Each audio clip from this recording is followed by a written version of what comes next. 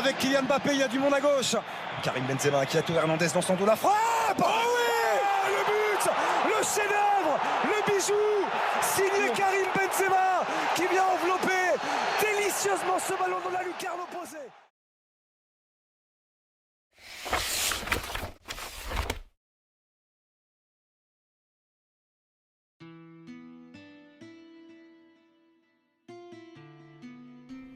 En cette soirée du mois de décembre 2004, c'est un drôle de spectacle qui accourt derrière les murs de l'hôtel où loge le groupe pro de l'OL. Dans quelques heures, les hommes de Jean-Michel Aulas vont affronter le FC Sochaux-Montbéliard. Une banale rencontre de championnat, rien de plus.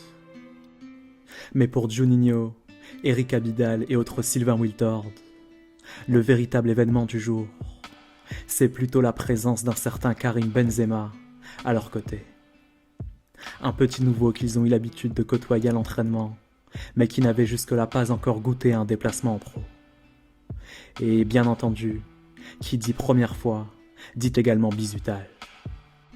Un discours en l'occurrence, que le jeune Benzema doit prononcer à haute et intelligible voix, devant tous ses partenaires, et au beau milieu de la salle à manger. D'entrée de jeu, Karim repousse les invitations orales lancées par ses partenaires. Sans succès, hélas. Entre autres, Juninho, l'un des cadres du vestiaire lyonnais, insiste. Donc, qu'il le veuille ou non, Benzema va devoir se plier à la tradition du bizutage. Soit, l'attaquant lyonnais se lève et bafouille alors quelques morceaux de phrases décousus. De la bouche de ses partenaires s'échappent alors logiquement des rafales d'éclats de rire. De quoi l'inciter à conclure sa prise de parole par la phrase suivante. Vous pouvez rigoler, mais je suis là pour prendre votre place. Beaucoup l'ignorent à cet instant, mais avec ces paroles, Karim Benzema vient sans le savoir d'annoncer à tous le programme de sa future carrière en pro. Car en effet, le jeune homme est bien meilleur en foot qu'en rhétorique.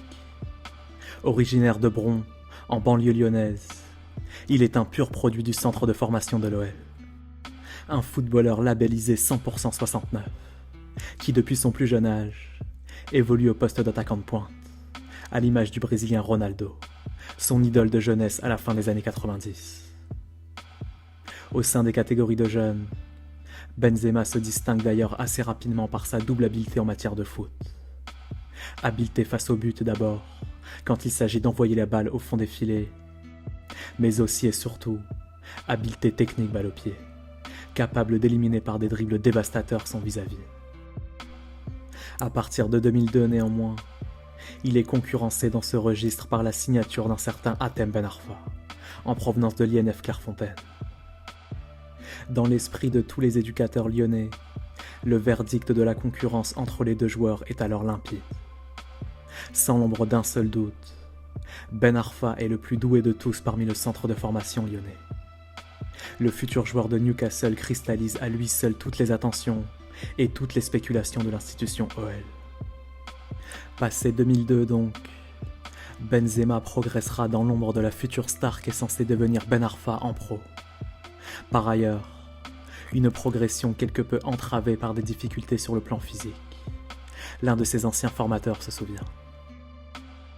À l'adolescence, avoue-t-il, il s'est fait tardivement d'un point de vue physique. Il a eu des difficultés à l'âge de 14-15 ans. C'était juste un problème d'ordre physique. Il n'était pas très costaud, petit, voire même un peu grassouillet. De ce point de vue-là, il faudra d'ailleurs attendre l'année 2004 pour voir s'enclencher la transformation physique de l'adolescent Karim Benzema, à partir de ses 17 ans.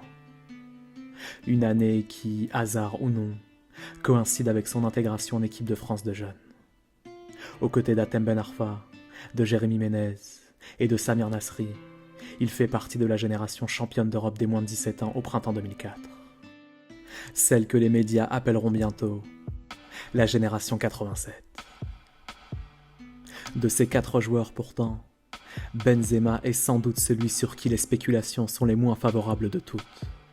Loin des promesses formulées par exemple par la technique de Ben Arfa ou de Jérémy Ménez. De quoi freiner sa progression? Non, bien au contraire. Là où le jeune Hatem a déjà tendance à se reposer sur ses seules qualités intrinsèques, Karim, lui, n'a d'autre choix que de redoubler d'efforts et de sérieux entraînements, en toute discrétion. De quoi lui permettre de signer quelques mois plus tard son tout premier contrat pro lui aussi, en janvier 2005. Dès lors, s'aguerrir quotidiennement avec des joueurs très expérimentés, suppléer de temps à autre les attaquants vedettes de l'OL, entre 2 rencontres de Ligue des Champions ou entre 2 blessures, et ainsi glaner ses premiers titres de champion de France. Telles sont les perspectives suggérées par Jean-Michel Aulas et l'OL à leur nouvelle recrue en attaque. Même chose pour Hatem Ben Arfa. Les dirigeants lyonnais, conscients d'avoir sous la main 2 joueurs susceptibles d'endosser les premiers rôles en pro, ont bien l'intention de les propulser sur le devant de la scène dès que possible, une fois éprouvé le besoin de renouveau au sein du 11 titulaire. Comme lors de la saison 2007-2008 par exemple. Pour Benzema en pro, celle de l'explosion véritable. Et en l'occurrence, une éclosion amorcée et symbolisée par 2 rencontres de Ligue des Champions. Mis en difficulté par un début de saison raté sur la scène européenne, l'OL se voit contraint d'aller chercher sa qualif en Écosse, face aux Glasgow Rangers. Un match nul ne serait pas un mauvais résultat, mais pourrait ne pas suffire. Et dans ce cas précis, une élimination précoce constituerait une énorme déception pour les hommes de Jean-Michel Aulas, coutumier des 8e de finale de Ligue des Champions depuis quelques années déjà. Titularisé en attaque aux côtés de Sidney Govou et d'Hatem Ben Arfa, Benzema décide alors de prendre en main le destin de son club, d'un doublé décisif en fin de match. Au-delà même de l'éclatante victoire 3-0 des Lyonnais, la presse britannique retient surtout la performance XXL d'un joueur visiblement très précoce et dont elle ne connaissait pas vraiment l'existence jusque-là. D'autant qu'en 8e de finale, le hasard du tirage au sort envoie l'OL en Grande-Bretagne, une fois de plus. En Angleterre cette fois-ci, et pour se mesurer au grandissime favori du tournoi, Manchester United. D'un côté, le futur ballon d'or Cristiano Ronaldo. De l'autre, le futur prodige Karim Benzema. Ce soir-là, pourtant, une étoile va briller plus que l'autre. Peu avant l'heure de jeu, l'attaquant lyonnais oriente magnifiquement bien son contrôle de balle, avant d'ouvrir le score du pied gauche. Depuis l'Angleterre, malgré l'égalisation de Tevez en fin de match, et malgré l'élimination de Lyon au match retour, la prestation de Benzema demeure dans toutes les têtes et dans toutes les rédactions. Pour beaucoup, le doute n'est plus permis. Karim Benzema va bientôt faire partie de la race des très grands. La plume d'un journaliste anglais va même jusqu'à l'annoncer comme le successeur du Brésilien Ronaldo. Et en coulisses, on évoque même un intérêt immédiat de Sir Alex Ferguson. Rio Ferdinand confirmera quelques années plus tard. Dès l'issue du match aller, se souvient-il, Ferguson voulait le faire signer. Après la rencontre, il était en train de lui parler dans le tunnel qui mène au vestiaire. Des dirigeants de Lyon ont dû intervenir pour le repousser. Dans le même temps en tout cas, le Milan AC, l'Inter, le Barça et le Real Madrid ne tardent pas non plus à se positionner sur celui qui sera bientôt élu meilleur joueur de la saison en Ligue 1. Alors face à l'hypothèse d'un transfert inévitable, Aulas a bien entendu pris la peine de prolonger et de revaloriser son joueur. À l'issue de la saison 2007-2008, Benzema émarge ainsi à plus de 300 000 € mensuels, faisant de lui le joueur le mieux payé du championnat français. Et c'est ainsi qu'au printemps 2008, Pep Guardiola, le futur entraîneur du FC Barcelone, cherche une alternative à Samuel Eto'o. À son directeur sportif, il souffle alors le nom de Benzema. Ok, pourquoi pas. Txiki Begiristain effectue alors le déplacement jusque dans l'Hexagone, pour une rencontre privée entre lui et le joueur. En coulisses, un montant de 30 millions d'euros est alors évoqué. Mais subitement, l'état-major du Barça choisit finalement de se rétracter. En cause, le regard fuyant de Benzema lors de l'entrevue. Et, à en croire la presse espagnole, également l'entourage du joueur, que le directeur sportif catalan n'aurait pas du tout senti. D'après lui, affirme-t-il à son entraîneur, l'intégration de Benzema à Barcelone est strictement impossible. Inutile pour lui de s'aventurer dans un tel transfert. Tout compte fait, le numéro 10 de l'OL ne quittera pas la Ligue 1, du moins pas pour l'instant. L'échéance du départ est ainsi repoussée d'une saison supplémentaire, de 2008 à 2009. Sa dernière dans les rangs de l'OL et du championnat français. Sans titre de champion de France cette fois-ci, pour la toute première fois de sa carrière. Plutôt que Barcelone en tout cas, Benzé comme on le surnomme, choisit de prendre une toute autre direction cette fois-ci. Celle d'un club qui, après avoir recruté coup sur coup Cristiano Ronaldo, puis Kaka, aspire à redevenir le meilleur du monde. Le Real Madrid. Tout juste nommé président de la Maison Blanche, Florentino Pérez nourrit un rêve. Disputer et remporter la prochaine Ligue des Champions, dont la finale est justement prévue sur la pelouse du stade Santiago Bernabéu, à Madrid. Mais si l'on en juge par les récentes éliminations du Real en huitième de finale de la C1, ce rêve est un pur fantasme. À moins justement de régénérer en profondeur l'effectif madrilène, à commencer par la ligne d'attaque.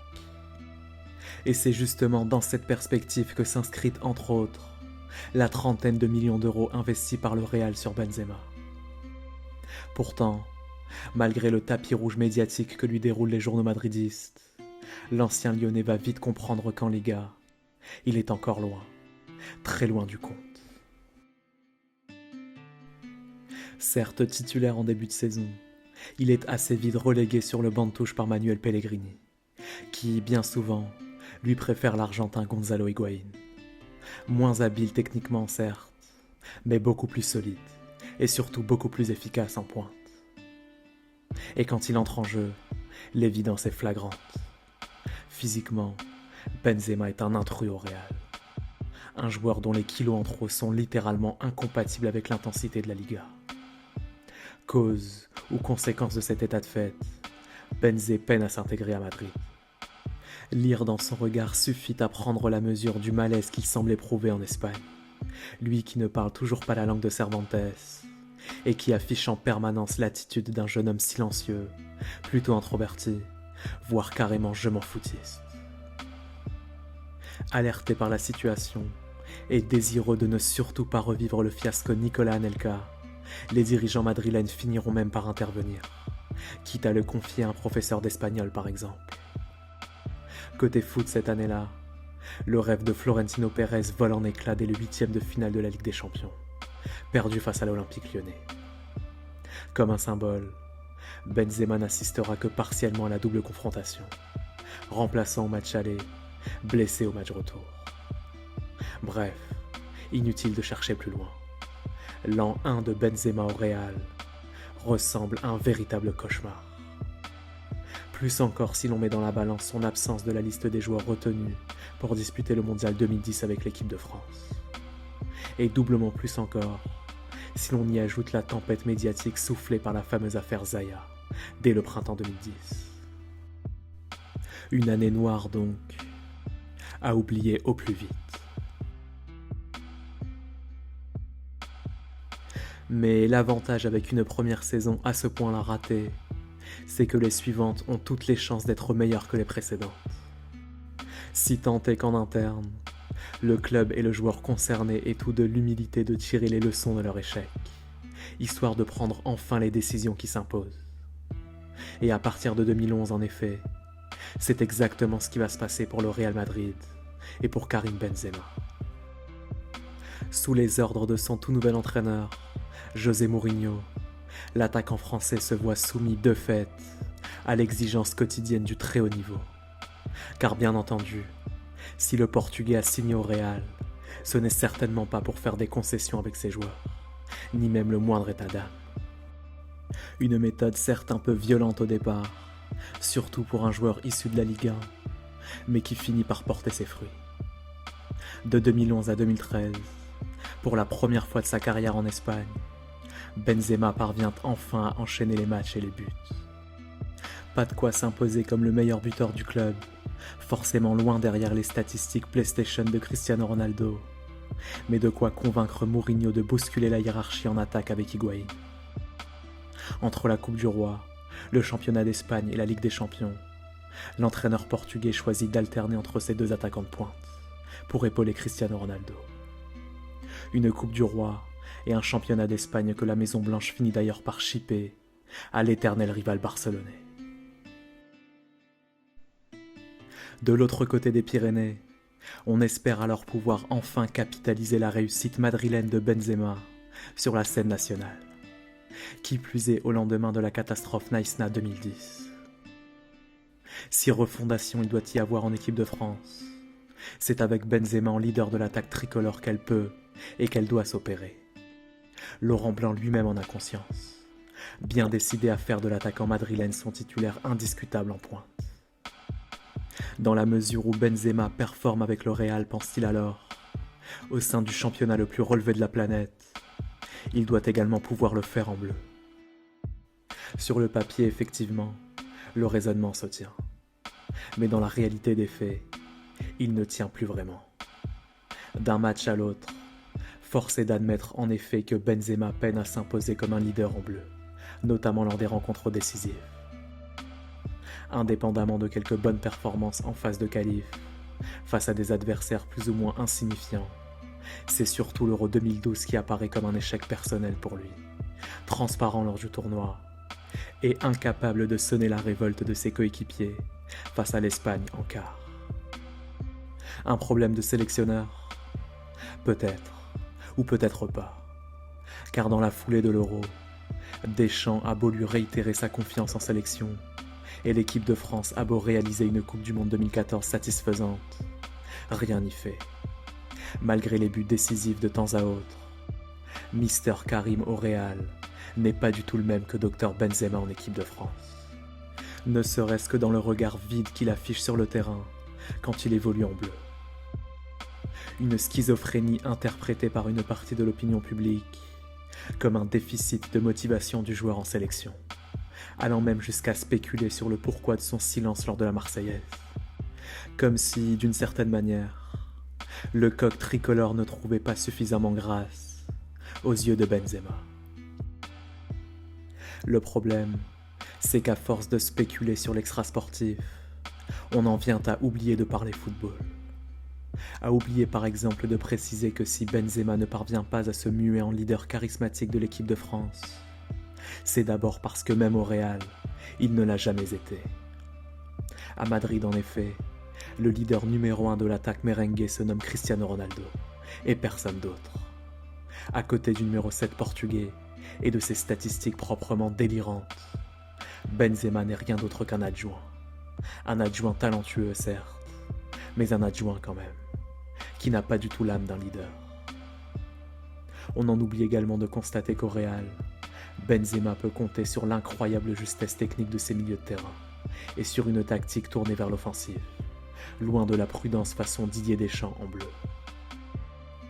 Toujours est-il qu'une fois posé ce genre de constat, il apparaît totalement légitime de se demander si Benzema ne va pas finir par rejoindre lui aussi la cohorte des joueurs très bons en club, mais inadaptés à l'environnement de la sélection française, à l'image par exemple d'un certain Eric Cantona, 2 décennies plus tôt. À l'aube de l'année 2016 en tout cas, il n'en reste pas moins que le prochain Euro, organisé sur le sol français, demeure l'objectif numéro 1 de l'équipe de France. Un Euro auquel Benzema devrait bien évidemment prendre part. La perspective d'une association future avec Antoine Griezmann ou encore Dimitri Payet en attaque semble d'ailleurs plutôt réjouissante. Suffisamment peut-être pour permettre aux Bleus d'envisager raisonnablement le dernier carré d'une grande compétition internationale, pour la première fois depuis 2006. Cet Euro 2016 à domicile pourtant, Benzema n'y participera pas. Ni lui, ni Mathieu Valbuena. Et pour cause. Face aux soupçons qui pèsent sur l'attaquant français dans le cadre de l'affaire de la sextape, Didier Deschamps choisit sciemment de ne pas faire appel à lui pour la compète. Idem pour Valbuena, dont les performances avec l'OL sont en chute libre depuis la médiatisation des faits. Une décision qu'en tout cas, Benzema peine à comprendre, surtout depuis la levée de son contrôle judiciaire en février 2016. Didier Deschamps avoue-t-il alors à la presse espagnole a cédé à une partie raciste de la France. Hasard du calendrier, 4 jours plus tard, le domicile breton de la famille Deschamps est tagué du mot raciste, écrit en toutes lettres sur un mur extérieur. Benzema l'ignore, mais avec cette petite phrase et cet incident dont il n'est certes pas responsable, son destin en bleu vient d'être définitivement scellé, ou presque, pour les 5 prochaines années en tout cas. Au lendemain d'un Euro 2016 globalement réussi, la hiérarchie est en effet très claire dans l'esprit de Didier Deschamps. En attaque, les titulaires se nommeront désormais Antoine Griezmann et Olivier Giroud. En rôle de pivot, le géant d'Arsenal a donné et continue de donner satisfaction en bleu. Alors jusqu'à nouvel ordre, et pragmatisme oblige, point de Benzema en équipe de France aux yeux de la Dèche. Mais dans son malheur, l'attaquant français voit son éviction coïncider avec la nomination de Zidane au poste d'entraîneur du Real. Un Zidane en l'occurrence, bien décidé à remettre son club sur le toit du monde. Et pour y parvenir, la présence de Benzema lui sera d'une grande utilité, notamment pour épauler Cristiano Ronaldo en attaque, en plus de Gareth Bale et de Isco. Pour le reste, Modric, Kroos et Casemiro s'occuperont du milieu de terrain, pendant que Sergio Ramos mobilisera les troupes en défense. À partir de là débute alors l'écriture de quelques-unes des plus belles pages de l'histoire du Real Madrid. De 2016 à 2018, les hommes de Zinedine Zidane réalisent l'impensable. Remporter consécutivement et à 3 reprises la Ligue des Champions. Avec une telle prouesse, Benzema vient très clairement d'entrer dans l'histoire du football, du moins pour ce qui est de sa carrière en club. Suffisamment pour faire pencher en sa faveur le pragmatisme de Didier Deschamps? Non, pas pour l'instant. C'est d'ailleurs sans Benzema que les Bleus remportent le Mondial 2018 en Russie. Ce qui, d'une certaine manière, finit par donner raison à Dédé quant à ses choix de sélectionneur. Qu'importe les mauvaises périodes traversées par Giroud avec Arsenal puis Chelsea. Compte tenu de l'éclosion de Kylian Mbappé, la présence ou l'absence de Karim Benzema en bleu ne constitue plus tellement un problème pour l'équipe de France. Mais là encore, le destin et l'ironie du sort n'ont pas dit leur dernier mot. Bien au contraire. Car pendant que Deschamps doit préparer l'Euro 2020 avec un Griezmann peu à l'aise au Barça et un Giroud remplaçant en club, Benzema, lui, a pris une toute autre dimension en club. Cristiano Ronaldo ayant quitté le Real, il a effectivement choisi d'en devenir le véritable leader en attaque. Et pour ce qui est de la trentaine, aucun problème. Une hygiène de vie irréprochable lui permettra de s'en accommoder, d'enchaîner les matchs et même d'éviter les blessures. Pour le reste, sa technique de balle, son expérience ainsi que son intelligence de jeu feront l'affaire. D'un match à l'autre, Benzema rayonne sur les pelouses de la Liga. Passer, frapper, orienter, dribbler, conserver, il sait absolument tout faire désormais.